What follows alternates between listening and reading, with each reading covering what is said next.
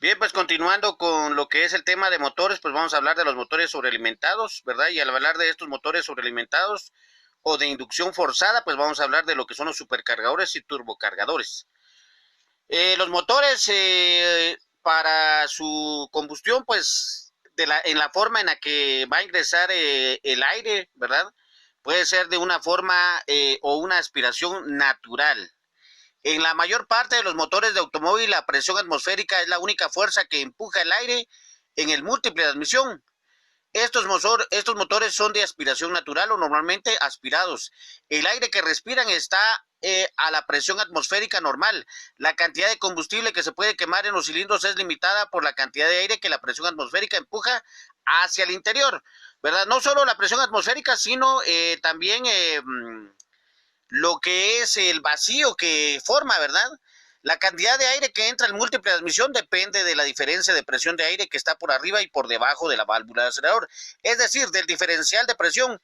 El aire que arriba de la válvula de acelerador, o sea, lo que está en atmósfera, es decir, 14.7 psi, el aire por debajo de la válvula de acelerador parcialmente cerrada está a una presión inferior a la atmosférica, es decir, a una presión negativa que se conoce comúnmente como vacío del motor. Entonces, la aspiración natural se refiere a aquella presión que la misma, valga la redundancia, la misma presión atmosférica empuja hacia el motor, más lo que el motor aspira en el momento de crear un vacío. Después tenemos lo que son de inducción forzada.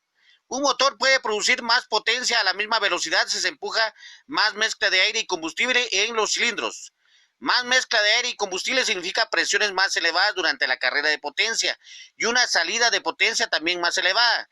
El uso de una bomba para empujar mezcla adicional de aire y combustible en los cilindros se conoce como inducción forzada, que es una manera de mejorar la eficiencia volumétrica. Un motor con inducción forzada puede producir de 35 a 60% más potencia que un motor de similar naturalmente aspirado. Entonces ahora pues hablemos qué es un supercargador, ¿verdad?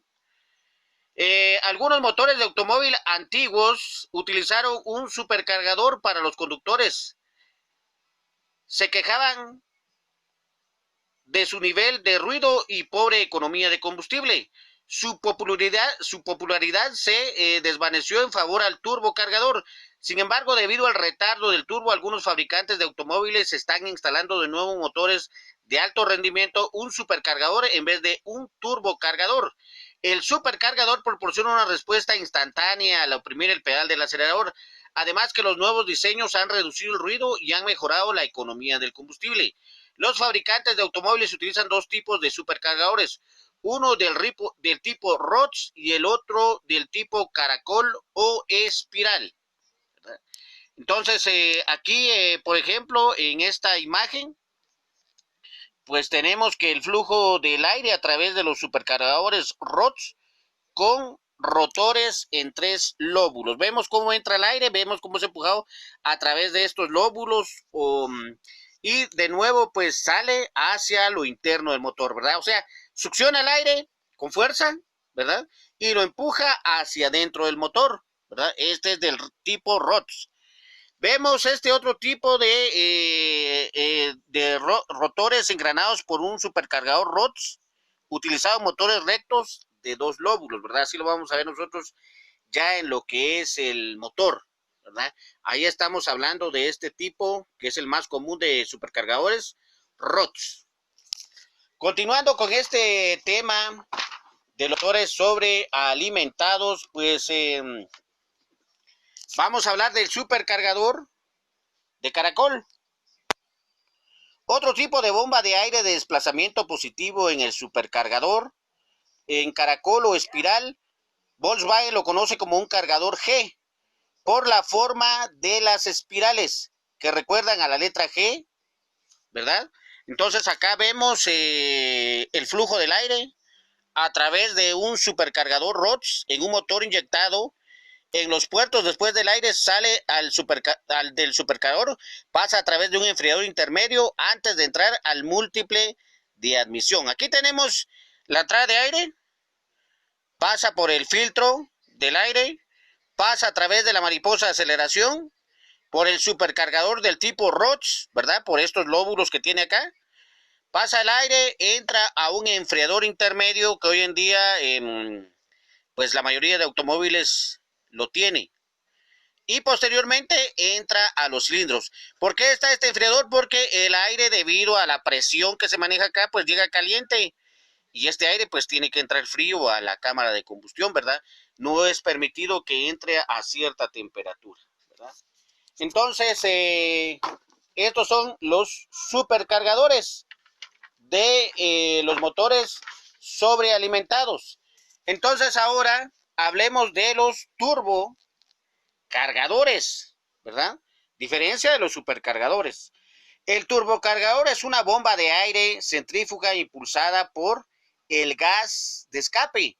El motor empuja una cantidad adicional de aire o de mezcla de aire y combustible hacia adentro del motor, lo que incrementa la presión de la combustión y la potencia del motor. Dos rotores o ruedas, un compresor y una turbina están montados en los extremos de una flecha juntos. La flecha y las ruedas forman el ensamble de ruedas y flecha, y cuando el motor está operando, los gases de escape fluyen hacia la turbina, donde golpean las aletas de la turbina, haciendo que gire hasta 120,000 revoluciones o más. El compresor está montado en la misma flecha y por lo tanto gira a la misma velocidad conforme gira el compresor. Succiona aire fresco, lo comprime y entonces empuja el aire comprimido hacia afuera, hacia el múltiple de admisión. Debido a la elevada velocidad, los cojinetes de la flecha requieren de potencia especial, constituido por un flujo uniforme de aceite en motor a través de los cojinetes, que los conservan fríos y lubricados. En algunos motores, el refrigerante del motor fluye a través de la carcasa de los cojinetes para ayudar a enfriarlos a ellos mismos y al aceite lubricante. Entonces acá tenemos un turbocompresor. Tenemos que estos turbocompresores pues van a tener entrada de aire, ¿ya?, de este lado, ¿verdad? Cuando los gases de escape salen del motor, ellos hacen que estas aspas empiecen a girar, y como están tomadas por el mismo eje, entonces estas aspas de este otro lado empiezan a aspirar el aire y lo meten a presión dentro de la cámara de combustión. Entonces, existen los supercargadores y los turbocargadores que hacen que los motores pues tengan mucho mayor potencia. Inclusive se habla de un 65% más de potencia que los motores que aspiran naturalmente el aire para hacer su mezcla de aire y combustible. Entonces, este tema pues ya fue tocado, ¿verdad? Si hay alguna un comentario, alguna duda, pues a favor de mensajear en la plataforma del colegio. Estamos en el curso de motores.